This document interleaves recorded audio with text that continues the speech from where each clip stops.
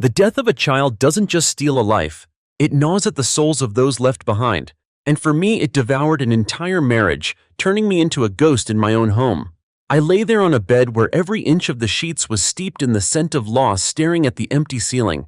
Beside me, Sarah was curled up, her back to me, as if she were seeking a peace I couldn't provide. An invisible wall had risen between us, stronger and colder than any brick. We had been together for 15 years, once the epitome of perfect love, but now the chasm between us was wider than the ocean. 2 years. 2 years since Ethan left. 2 years of thick silence, of unspoken accusations, of pain buried in the darkest corners of the soul. I am Michael Hayes, a software engineer who once had it all, now just a survivor haunted by guilt and a tragedy I believe I created. Sarah, the wife I loved more than life itself, now looked at me like a stranger, her eyes filled with pity and undisguised contempt. I knew she blamed me, and so did I. My life with Sarah was once a perfect symphony of happiness and success. We built everything together, from our love to our careers, and then welcomed the most wonderful gift, Ethan. But who would have thought that the very desire to provide more would lead me down a wrong path, a path strewn with thorns and deadly secrets?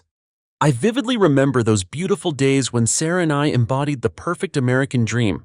I was an ambitious young software engineer, tirelessly working on lines of code and groundbreaking ideas in artificial intelligence. Sarah was a brilliant medical student with radiant eyes and a warm smile that could warm the world. We met at Harvard. Love came as naturally as breathing. I never thought I would find a woman so intelligent, beautiful, and with such a compassionate heart. Sarah was the light of my life, an endless source of inspiration. I promised her and myself that I would give her the life she deserved, a life free from worry, a life filled with laughter and peace. After graduation, I quickly joined a large tech company in Boston, and my career soared. I was passionate about my work, dedicating all my heart and soul to research and development projects. Sarah became a devoted pediatrician, loving her patients as if they were her own children. Our life was like a perfect painting, every stroke painted with happiness and hope. We bought a cozy wooden house in Newton, a suburb of Boston, with a charming small garden and a dreamy white picket fence. It was our home where we envisioned a future filled with children's laughter. And then Ethan arrived. He was the most precious gift nature bestowed upon us. A bright, intelligent boy with my piercing blue eyes and Sarah's radiant smile. Ethan was everything. Every morning I woke up seeing my little boy. I felt life was truly complete. I spent all my free time playing with him, teaching him to ride his bike on our tree-lined street, reading bedtime stories every night in the makeshift tent in the living room. No matter how busy work got, I tried to arrange my schedule to be home for dinner with him so I wouldn't miss any moment of his growing up. Sarah and I, we were a perfect family, the envy of so many friends and colleagues. However, life is not always a fairy tale. Cracks began to appear, not from the outside but from within me. About 3 years ago, I embarked on my own startup venture, an ambitious AI tech project called Synapse. I believed this would be a breakthrough, something that would elevate my career to a new level, bringing a more prosperous life to my family. I poured all my passion, time, and money into it. I borrowed from various sources, including unconventional loans, to secure funding. Sarah was worried. She advised me to be cautious, not to take too many risks. Michael, don't be too ambitious. We already have a stable life. Don't let work sweep you away and neglect your family, she said, her eyes full of worry, as if she had foreseen the tragedy that would unfold. I dismissed her advice. Don't worry, honey, this is a once-in-a-lifetime opportunity. I want to give you and Ethan the very best. I want us to have a life where we don't have to worry about money, a truly free life. I was too confident, too blinded by the desire for success. I was obsessed with the idea of proving myself, of becoming an even more successful man, someone who could provide everything good for his family. My Synapse project failed miserably. Not only did it fail, it dragged me into an inescapable financial quagmire. The reason for the failure wasn't just a lack of capital or competition. The AI market suddenly exploded with giant competitors who continually launched superior products with unlimited financial resources. My Synapse, despite its unique idea, encountered serious technical flaws in its core algorithms that my team couldn't fix in time. Furthermore, I began to suspect internal information leaks when a major competitor suddenly launched a similar product with features we were secretly developing. I tried to maneuver, seeking more investors, but everyone turned their backs. My company was on the verge of bankruptcy, and I accrued a massive debt of millions of dollars from unconventional sources, from people I didn't want to get involved with, notorious organized crime figures in Boston. Among them was Viktor Volkov, a notorious gang leader specializing in loan sharking, smuggling, and other sophisticated criminal activities. I tried to hide all of this from Sarah. I worked day and night not out of passion, but out of extreme fear. Threatening phone calls with hoarse voices, anonymous texts simply saying, "You owe strange figures tailing my car all the way home." All of it made me live in constant paranoia. I felt trapped in an invisible cage. I tried every possible way to get money to pay off the debt to escape Volkov. He not only demanded the principal and exorbitant interest, but also required me to work for him to clear the debt. "Your skills are very useful," Michael Volkov once said over the phone, his voice deep like the growl of a predator. "We need a brain like yours to handle complex transactions to launder dirty money. You'll be paid in full as a way to gradually pay down your debt." I had no other choice. I accepted the illegal operations he offered using my tech skills to help him launder money and conceal transactions. From encrypting communication channels for illegal cross-border transfers to creating shell companies on the dark web to legitimize funds, I did everything he asked. I built a complex virtual money transfer system difficult to trace, helping him clean millions of dollars every week. Every night when Ethan was sound asleep and Sarah was peacefully dreaming, I would secretly sit in front of the computer, typing dirty lines of code, feeling my soul slowly dying. I knew I was sinking deeper into the mire, but I had no other option. I wanted to protect my family from these dangers. I wanted Sarah and Ethan to be safe, to live a normal life uninvolved with my dark world. Whenever Sarah asked me about work, I would deflect. "I'm fine, just some new projects are a bit stressful." I became irritable, quick to anger. Petty arguments began to surface. I started drinking more to forget the fear, to hide the secrets weighing me down. Sarah sensed my change. She was worried, trying to talk to me, but I just pushed her away. I didn't want her to know about the real me at that time, about the dirty things I was doing. I wanted her to think I was just a failed man, not someone sinking into crime. I had locked myself in a cage of lies, and I knew it was killing me every day. I thought I could control everything, keep this secret forever. But cruel fate struck on the very day that should have been filled with joy. A fateful phone call, a wrong decision, and everything collapsed. It was Ethan's 5th birthday. I had promised to throw him a special party. That morning, I received a call from Viktor Volkov. He demanded I complete an important money laundering operation immediately at a warehouse in the port area. Otherwise, he would send his men to find me and repossess what I owed him. His voice was cold, filled with malice. "Michael, you have 2 choices. 1 is to come and get the job done. 2 is your family will receive a special birthday gift that you'll never forget." I panicked. I couldn't refuse. I had to do something quickly to escape him. Ethan kept insisting on going to the park before coming home to blow out his candles. He clutched my hand, his clear eyes looking at me expectantly. "Daddy, let's go to the park. I want to play on the slide." His innocent laughter cut through me like a knife. I didn't want to leave him home alone, nor did I want to disappoint him. I thought just for a moment I'd take him with me, finish this job quickly, and then head straight home. I calculated carefully that I would leave Ethan in the car, lock the doors securely, just go in for a few minutes and come right back out. I told Sarah over the phone, "Sarah, I'm taking Ethan to the park. He insisted on going. I'll be home early so you can make it to the party." I tried to keep my voice normal, but my heart pounded in my chest. I lied. I wasn't going to the park. I took Ethan to an abandoned warehouse in the port area where I had to meet one of Volkov's henchmen to carry out the operation. The air there was heavy, smelling of dampness and danger. I left Ethan in the back seat. He was still innocently singing children's songs, completely unaware of the dark world I was stepping into. While I was inside the warehouse completing the job with Volkov's subordinate, a burly man with a dragon tattoo wrapped around his neck, my phone rang. It was David, my brother. He was a talented lawyer but also tangled in gambling debts with Volkov. He was also one of those Volkov manipulated, a pathetic pawn in his game. "Michael, where are you? Volkov sent people after you. He wants to bring you in for a talk. You have to be careful. He's sending cars to follow you. They said they'd teach you a lesson." David screamed into the phone, his voice panicked mixed with fear. "You have to get out of there now." My heart stopped. I rushed out to the car. I saw a sleek black SUV trailing my car from a distance, hidden behind a bend. A chill ran down my spine. I had been too reckless. I shouldn't have brought Ethan along. I couldn't forgive myself if anything happened to him. I tried to drive as fast as I could, trying to lose the tailing car. Ethan was in the back seat singing children's songs. "Daddy, where are we going? Are we almost home? Daddy, I want to eat cake." "Almost, son. We're almost home." I tried to speak calmly, but my hands trembled on the steering wheel. I looked in the rearview mirror. The black SUV was still clinging like a phantom. I saw a big rig approaching from the opposite direction. The black SUV suddenly accelerated, pressing close to us from behind. A loud bang echoed from the back of the car, a violent impact that shook my car violently. I felt the car lose control. The steering wheel wobbled, the brake pedal useless. No way! I saw it. A man in the SUV had shot something at my tire, and then there was a strange sound from under the car. They sabotaged the brakes. I struggled to control the steering wheel, pumping the brakes repeatedly, roaring in despair, but it was useless. The car crashed straight into a large lamppost by the road, then flipped over. I heard Ethan scream once, then everything went black. When I woke up, I found myself in a hospital, my whole body aching, my head spinning. I saw Sarah standing by the bed, her eyes red, her face pale. She was crying. I tried to get up, everything seemed to collapse beneath me. "Where's Ethan? Where's our son?" Sarah hugged me tightly, sobbing, her voice choked with every gasp. "Michael, he didn't make it. He's gone." My whole world collapsed. I no longer felt physical pain, only a vast emptiness in my heart and a crushing guilt weighing on every breath. I killed my son.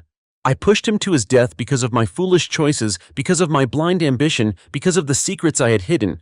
I was the one who killed Ethan. The days that followed were hell on earth. Ethan's funeral was a nightmare. I looked at Sarah, at her heartbreaking pain, and I felt like the worst person in the world. I wanted to tell her the whole truth. Tell her about Volkov, about the dirty deals, about David's call, about the suspicious car. But I couldn't. I was afraid. Afraid that she would hate me, abandon me, and I would lose everything. Afraid that Volkov would come back for revenge if I spoke out. He had already shown what he was capable of. I tried to justify myself in my delirium, in the nightmares that replayed that horrific moment. "Why did you take him to the park? Why didn't you listen to me? I told you not to go. I had a bad feeling." I tried to push the responsibility away, tried to lessen the burden of guilt on my shoulders. I knew it was the worst thing I could do. I hurt Sarah even more, pushed her into a corner. And then Sarah said, "If I hadn't been so busy with work at the hospital, if I had been home more, maybe things would have been different." I heard the unspoken accusation in her voice. I knew she was blaming me. I accepted it. I deserved it. I had created this tragedy myself. From then on, we sank into silence. Sarah grew increasingly distant from me. I saw her look at me with eyes full of suspicion and hurt. I knew she was in pain, but I didn't know how to ease that pain. I couldn't speak the truth, and I didn't know how to live with it. I only knew that I had lost Ethan, and now I was gradually losing Sarah. I lived like a soulless body, drowning myself in work, to escape reality, to forget what had happened, to forget the pain and regret that gnawed at me every day. I felt trapped in a prison of my own, making a prison of secrets and guilt. I wanted to break free, to be forgiven, but I didn't know how. The underworld had tightened its grip on me. Each day was a battle with fear and conscience. I knew I was being watched, and one small mistake could make everything explode. But then Sarah's suspicion unwittingly opened an escape route, revealing an even crueler truth. I knew Sarah was suspicious of me. The notebooks, the hidden messages, the secret financial transactions I tried to conceal, I knew she would find out soon. I saw her rummaging through my belongings, secretly reading emails, searching for clues. I felt fear surge, but also a slight relief. Maybe she should know the truth. Perhaps that was the only way for us to escape this hell. I felt relieved when she found my notebook, the photo of the warehouse, the suspicious transactions. At least part of the burden was shared, even if it might cause her more pain. One time I was sitting in front of my computer trying to erase traces of a large transaction when Sarah walked in. She stood there looking at me with tired, disappointed eyes. "Michael, what are you doing? I've seen strange messages on your phone. What are you hiding from me?" I flinched. "Nothing, Sarah. Just work." I tried to pretend to be calm, but my hands trembled as I slammed the laptop shut. She came closer, placing her hand on my shoulder. "Michael, you've changed so much. You're not the Michael I used to know. You've distanced yourself from me. You've distanced yourself from Ethan. Please tell me what's going on. I want to help you." But I pushed her away. "You can't help. You wouldn't understand." I was too afraid. Afraid that telling the truth would put her in danger. I believed that keeping this secret was the only way to protect her. When Sarah confronted me with the photo and the suspicious transactions, my heart pounded. I tried to deny it, tried to protect myself, but her eyes, filled with pain and betrayal, made me crumble. I no longer had the strength to hide. I told her everything. Everything about Viktor Volkov, about the huge debts, about how I had sunk deep into the underworld. I told her about the long sleepless nights, the threatening calls, how I had to learn to handle a gun for self-defense, and how I had gradually become a stranger to myself. I don't know. The car brakes failed. I don't know why." I spoke, my voice hoarse, every word a torment. I tried not to mention that the brakes were intentionally sabotaged or about David's call. I still wanted her to think it was an accident, my mistake, so she wouldn't have to face people like Volkov. I sacrificed myself, enduring her hatred to protect her. That was the only way I could think of at the time, a foolish and painful way. Sarah left. She left the house carrying her pain, her anger, and her utter disappointment. I knew I had lost her.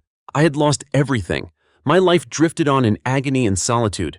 I cared about nothing anymore.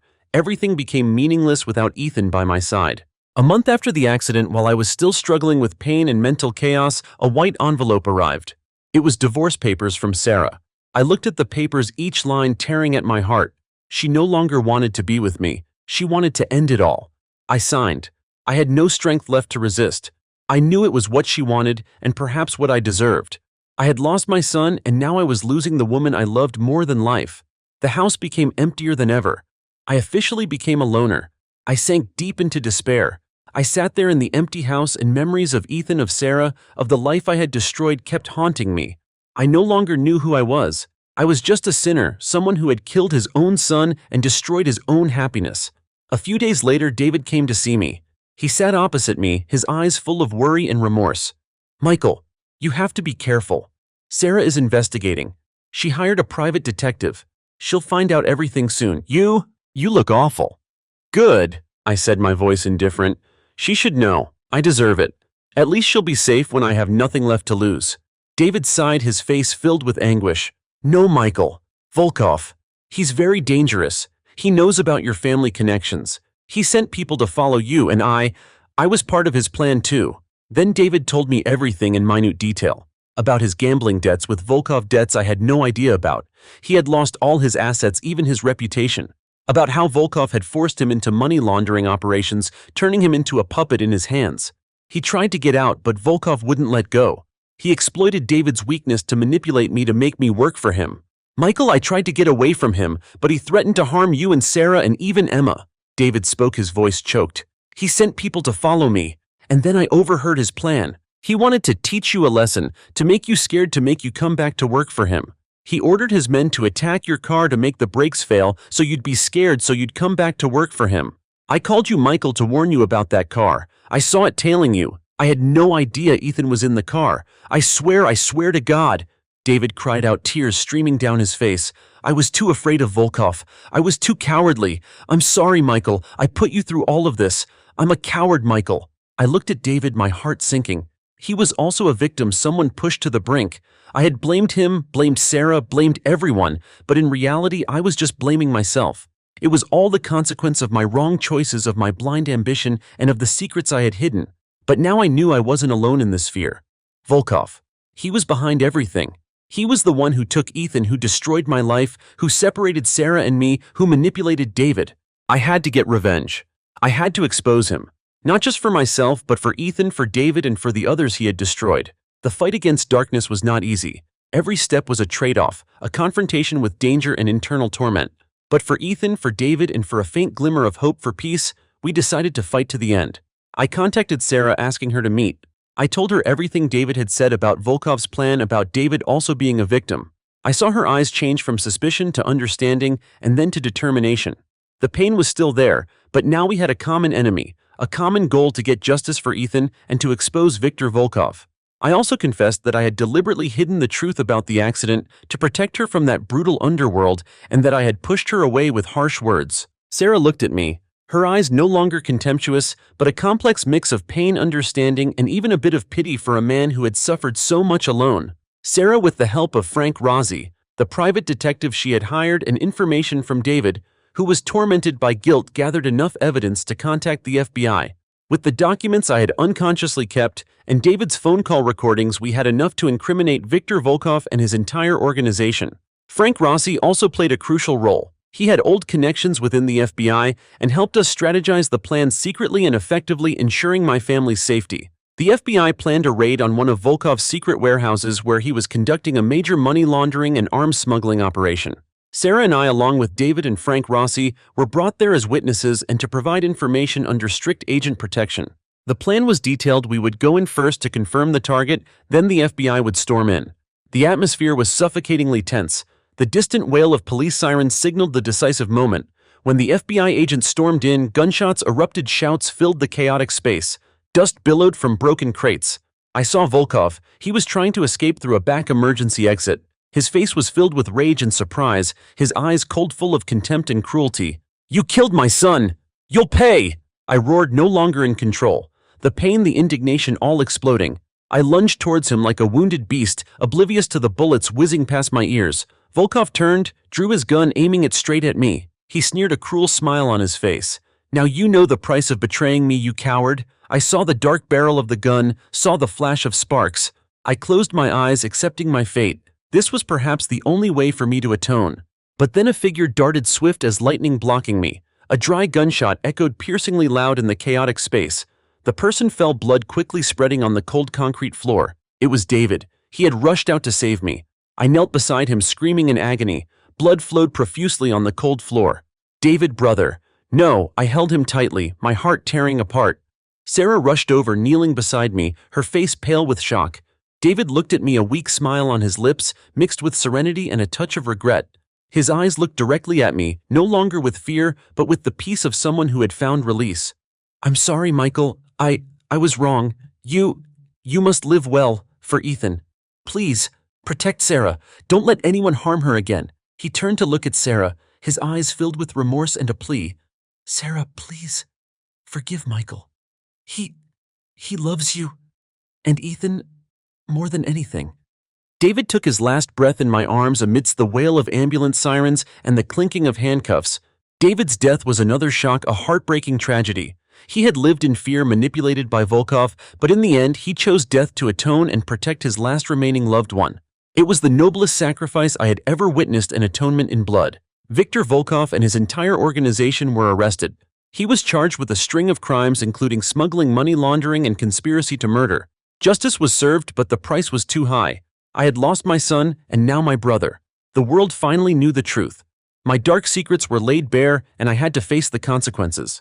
But strangely, that naked truth was the beginning of a healing journey, a journey I no longer walked alone. After everything, Sarah and I sat facing each other in our quiet home. Ethan was no longer there. David was gone too. The pain of loss was immense, but now there was no longer silence or blame. We knew the truth. We understood what each of us had to bear, the pressures and secrets each had carried. I looked into Sarah's eyes and I saw understanding, forgiveness, and even a fragile glimmer of hope. "Sarah, I'm so sorry. I hid it from you. I hurt you. I let you suffer alone. I made myself look like a terrible person in your eyes to protect you, but I unintentionally pushed you into greater pain." She took my hand, her hand warm, transferring a long-lost warmth to me. "I'm sorry too, Michael. I blamed you. I didn't trust you. I didn't try to understand what you were going through. I know you struggled so much alone." We hugged, sobbing. Tears of sorrow, of remorse, of forgiveness. We had lost our son, lost my brother, but we had found each other again amidst the ashes of our marriage. Life afterward was a long journey of healing. I gave up my old job, no longer involved with technology or anything related to the underworld.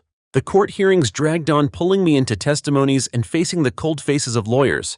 I had to live with accusations, with society's perception of someone once involved in crime. But I accepted it all.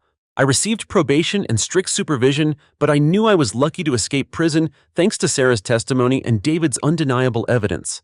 I spent time volunteering to help people with gambling addictions, people manipulated by criminal organizations. I founded a small fund named Ethan, and David, aimed at providing legal and psychological support to those who unfortunately fell into the quagmire of crime, like my brother and I. I wanted to atone, to help others avoid making my mistakes. I wanted to find meaning in my life, not through money or fame, but by helping the vulnerable, those lost in darkness. Sarah continued her work as a pediatrician, but she also dedicated time to organizations supporting families who had lost children. She found meaning in helping others overcome the pain we had experienced, becoming a guiding light for lost souls. We attended family therapy sessions together, trying to untangle the knots in our hearts. Those sessions were difficult. Sometimes we would fall back into the spiral of pain and silence, but each time we would hold hands, reminding ourselves that we weren't alone. We learned to communicate openly, no longer hiding anything, no matter how painful the truth. We don't know if our marriage can ever return to what it once was. The scars remain deeply etched in our hearts. Every time I see a child playing in the park, I remember Ethan, the pain and the regret. Every time I see Sarah, I remember the loss and the forgiveness she gave me. We cannot erase the past, but we can learn to live with it. We still live together, still share our space, but now we have learned to communicate, learned to share our pain, learned to forgive. We no longer blame each other. We understand that the tragedy was not anyone's fault, but the consequence of secrets of wrong choices and of the underworld's cruelty. We also understand that sometimes love and protection can be twisted into concealment and loneliness. We don't know what the future holds. Will we be able to overcome everything and find happiness again? Or will we forever be two wounded souls walking together on an endless healing path? Only time will tell. But one thing is certain. We will never let go of each other again. We will face everything together for Ethan, for David, and for ourselves, who were fortunate enough to get a second chance to find ourselves again. From the ashes of loss, a fragile glimmer of hope is sprouting, a hope for healing and peace. What do you think about Michael's life? Does he deserve forgiveness after all his mistakes and hidden secrets? And Sarah, can she truly find peace with Michael after learning the whole brutal truth? Leave your comments below and share this story with friends to discuss the power of forgiveness, the pain of loss, and the secrets that can lie hidden within a family. Hit like if you found this story compelling and dramatic, and don't forget to subscribe to our channel so you don't miss our next emotional tales and spectacular twists. Thank you for listening.